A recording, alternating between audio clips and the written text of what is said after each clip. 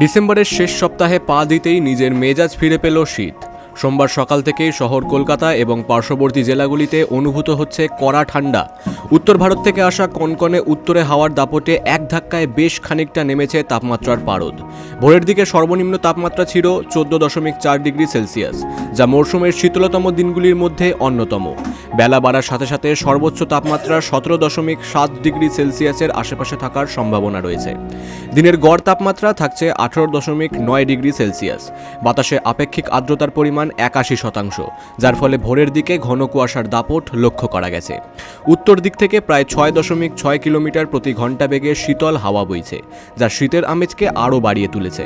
দক্ষিণবঙ্গের অন্যান্য জেলাগুলিতেও শীতের প্রকোপ বেড়েছে। পশ্চিমের জেলাগুলিতে তাপমাত্রা 12 থেকে 13 ডিগ্রি সেলসিয়াসের মধ্যেই ঘোরাফেরা করছে। উত্তরবঙ্গেও হাড় কাঁপানো ঠান্ডা অব্যাহত। দার্জিলিং এবং কালিম্পংয়ের পাহাড়ি এলাকায় তাপমাত্রা 5 ডিগ্রির নিচে নেমে যাওয়ার খবর পাওয়া যাচ্ছে। আবহাওয়া অফিস সূত্রে খবর, আগামী কয়েকদিন আকাশ পরিষ্কার থাকবে এবং বৃষ্টির কোনো সম্ভাবনা নেই।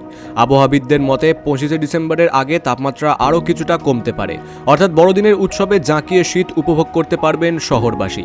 তবে ভোরের দিকে কুয়াশার কারণে দৃশ্যমানতা কম থাকায় সড়ক ও রেল পরিষেবা কিছুটা ব্যাহত হওয়ার আশঙ্কা রয়েছে। Bureau report, বঙ্গদর্পণ।